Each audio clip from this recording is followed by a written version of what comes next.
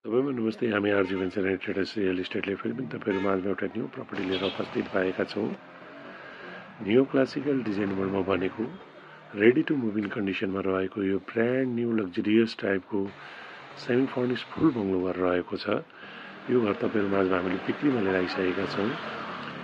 यदि यहाँहरूले टोखा एरियामा प्रपर्टी खोजिरहनु भएको छ, घर खोजिरहनु भएको छ, घर राम्रो बलियो र सबै जेन्युन क्वालिटीको सामान राखेर नयाँ मापदण्ड अनुसार बनेको घर खोजिरहनु भएको छ।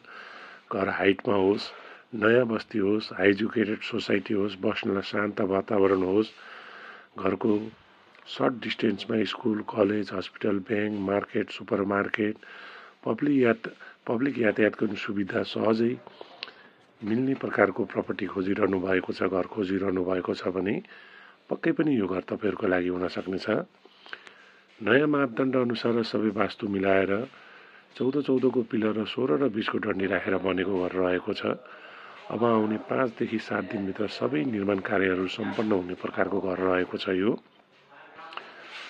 यो घर रहेको ठाउँ टोखा नगरपालिका वार्ड नम्बर 6 ग्रान्डी चोक टोखा काठमाडौँमा रहेको छ भने सामाखुसी टु टोखाको हाइवे बाटोदेखि 4 किता भित्र मात्रै रहेको छ, हाइटमा रहेको छ।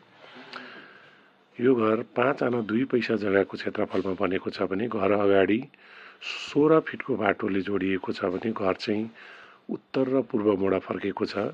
2.5 तलाको घर रहेको छ। यो 2.5 फ्लोरको रहेको छ। यो घरको रुमहरू 1 किचन एन्ड डाइनिङ हल ठुलै रहेको छ, हेर्न सक्नुहुनेछ यो भिडियोमा। 1 गेस्ट लिभिङ हल, 1 फ्यामिली ग्यादरिङ लिभिङ हल रहेको छ। यो घरमा 6वटा बेडरुम रहेको छ। 6वटा मध्ये 4वटामा तपाईँले अट्याच टोयलेट एन्ड बाथरुम सहितको बेडरुम पाउनुहुनेछ भने 4वटा बेडरुममा फिक्स दराज, चेन्जिङ रुम पनि रहेको छ, ड्रेसिङ टेबल रहेको छ भने 2वटामा तपाईँले नन अट्याच बेडरुम पाउनुहुनेछ। 3वटा कमन टोयलेट एन्ड बाथरुम पाउनुहुनेछ।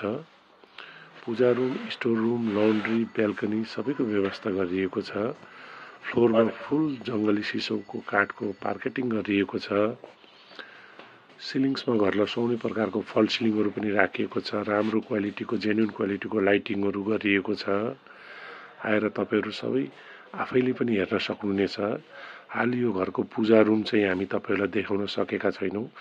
त्यो चाहिँ अलि साँचो नहुनाले हाल देखाउन सकिएन। सबै राम्रो र जेन्युन क्वालिटीको सामान राखेर बनेको घर रहेको छ भने चिसो तातो पानीको लागि